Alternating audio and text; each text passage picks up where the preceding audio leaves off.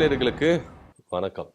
டெல்லி பாஜக இங்க தமிழ்நாட்டில் ஒரு சில கட்சிகளை கைவிட்டுட்டாங்களோ அப்படின்ற ஒரு ஏக்கமும் ஒரு கவலையும் இங்க இருக்கிற தேசிய ஜனநாயக கூட்டணியில் இருக்கிற கட்சிகளுக்கு நேர்ந்து இருக்கிறது தான் இங்க நம்ம பார்க்குறோம். குறிப்பா அதிமுக அப்படின்ற ஒரு கட்சி உட்கட்சி விவகாரத்துல டெல்லி பாஜகனுடைய தலையீடு இல்லை அப்படின்றத இங்க பார்க்க வேண்டிய ஒரு விஷயமா இருக்கு.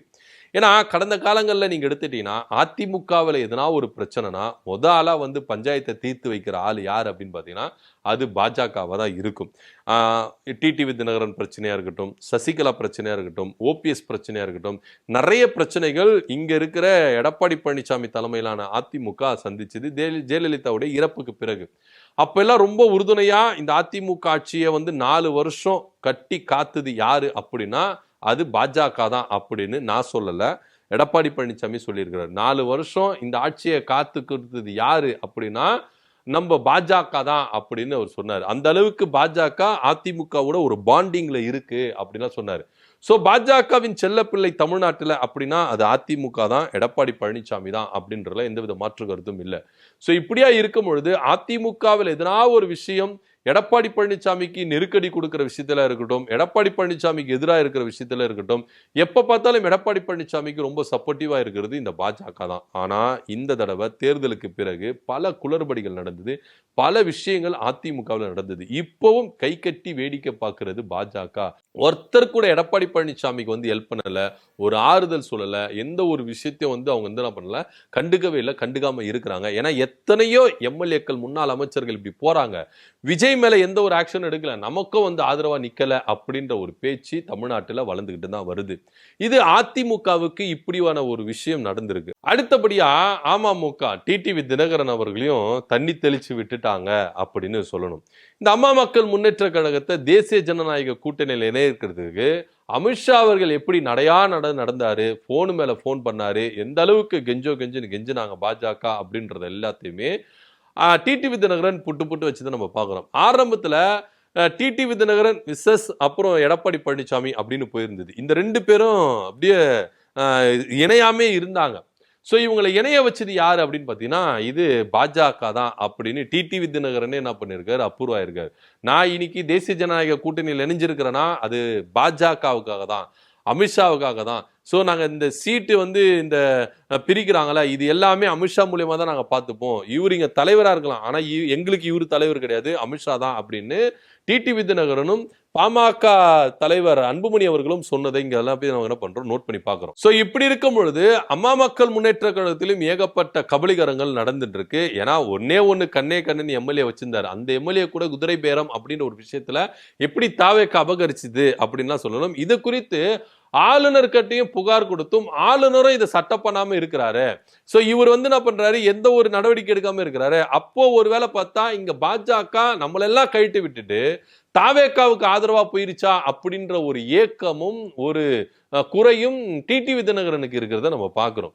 ஏன்னா டிடிவி தினகரன் ஆரம்பத்தில் இந்த கூட்டணிக்குள்ள வர்றதுக்கு எப்படி அடம் பிடிச்சாரு, இன்க்ளூடிங் எடப்பாடி பழனிசாமியால தான் இந்த கூட்டணியிலிருந்து நாங்க வெளியே வந்தோம் அப்படின்னு ஓபிஎஸும் டிடிவி தினகரன் கூட சொன்னாங்க. திரும்பவும் இங்க தேசிய ஜனநாயக கூட்டணியை பிரிஞ்சு கிடக்கிற தேசிய ஜனநாயக கூட்டணியை கட்டமைக்கணும் என்ற ஒரு விஷயத்துல பாஜக எந்த அளவுக்கு ஈடுபாடோடு இங்க இறங்குனாங்க. அதன் அடிப்படையில ஓபிஎஸ் தவிர்த்துட்டு மற்றவங்க எல்லாரையும் ஒன்று கூட்டிட்டாங்க. பாமக உள்ள கொண்டு வந்தாங்க, அதே போல வந்து டிடிவி தினகரன் உள்ள கொண்டு வந்தாங்க, எடப்பாடி பழனிசாமி சமரசம் பண்ணாங்க. இப்படியா பாஜக தன்னுடைய திருவிளையாடல்களை ஆடி இருக்கிறாங்க அப்படின்றதுல எந்த வித மாற்று கருத்து இல்லை. ஆனா இங்க ரிசல்ட்டுக்கு பிறகு தாவேக ஆட்சி அமைந்த பிறகு பாஜக யாரையுமே கண்டுக்கல, எடப்பாடி பழனிசாமியை கண்டுக்கல, என்னையே கண்டுக்கல, என்னையா பண்றீங்க அப்படின்ற ஒரு குமுறல் தான் டிடிவி தினகரனுக்கு எழும்பிருக்கு. இப்ப நீங்க டிடிவி தினகரன் வரைக்கும் எடுத்துட்டீங்கன்னா டிடிவி தினகரனுடைய கட்சி மொத்தமா இங்க வந்து பாத்தீங்கன்னா சார்ட் அவுட் ஆயிருச்சு அப்படின்னு சொல்லலாம். ஏற்கனவே அதிமுகவை தாவேகா அப்படின்ற ஒரு கட்சி என்ன பண்ணிருக்கு, விழுங்கிட்டு வருது. ஆக்சுவலா பாஜக தான் இந்த மாதிரி வேலைகள்லாம் செய்யும், ஆனா இன்னைக்கு தாவேகா வந்து வேலை செய்யுது. இந்த வேலைகளை செய்ய விட்டு பாஜக வேடிக்கை பார்க்குதா அப்படின்ற ஒரு கேள்வியும் கட்சியினர் மத்தியில இருக்குது, தலைவர்கள் மத்தியிலும் இருக்குது. ஏன்னா பாஜகவை தான் இங்க அதிமுகவை கபலீகரம் பண்ணிடும் தேர்தலுக்கு பிறகு அப்படின்னு நிறைய பத்திரிகையாளர்கள், அரசியல் விமர்சகர்கள் கருத்துக்கள் வச்சாங்க. ஆனா போற போக்க பார்த்தா பாஜக இல்லப்பா, அது தாவேகா தான் அதிமுகவை விழுங்குது அப்படின்னு பாக்குறோம். இந்த விஷயத்தை பாஜக ரசிக்குதா இல்ல என்ன வேடிக்கை பார்க்குதா அப்படின்னு நம்மளுக்கு தெரியவே இல்லை. அமைதியாவே என்ன பண்றாங்க இருக்கிறாங்க.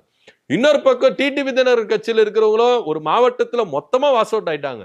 வேண்டாம், கட்சியே வேண்டாம், டிடிவி தினகரன் நம்மளுக்கு துரோகியா இருக்கிறாரு, நம்ம விஜய் கூட கூட்டணி வைக்கலாம் அப்படின்னு சொன்னோம். ஆனா அமித்ஷா பேச்சை கேட்டு என்ன பண்ணிட்டாரு, அவர் அங்க போய் கூட்டணி வச்சாரு. இன்னைக்கு நம்ம என்ன பண்ண, தோத்து போய் நிக்கிறோம். இன்னைக்கு விஜய் கூட கூட்டணி வச்சிருந்தா துணை முதலமைச்சரா இருக்கலாம், நம்ம எத்தனை எம்எல்ஏக்கள் பெற்றிருக்கலாம், கட்சியை மேல கொண்டு வந்திருக்கலாம் அப்படின்ற ஒரு குமுறல் டிடிவி தினகரனுடைய கட்சியில இருக்கிறவங்களுக்கு எல்லாருக்குமே இருந்ததுனாலதான் நிறைய பேர் என்ன பண்ணாங்க, ஒரு மாவட்டமே என்ன பண்ணிட்டாங்க, வாஷ் அவுட் பண்ணிட்டு நாங்க என்ன பண்ணிட்டோம், கலைச்சிட்டு என்ன பண்றோம், டிவிக்கில போய் இணைஞ்சிடறோம்னு சொல்லிட்டு டிவிக்கில போய் இணைஞ்சிட்டாங்க. இப்படியா டிவிக்கு அதிமுகவையும் அம்மா மக்கள் முன்னேற்ற கழகையும் இந்த அளவுக்கு என்ன பண்றாங்க, சரிச்சு எடுத்துட்டு போயிடுறாங்க. ஆனா இதுல பாஜக கொஞ்சம் கூட என்ன பண்ணல, எங்களுக்கு ஹெல்ப் பண்ணல, எங்களை தள்ளி தெளிச்சு விட்டுட்டாங்க அப்படின்னு டிடிவி தினகரன் கூப்பிடுறதை இங்க பாக்குறோம்.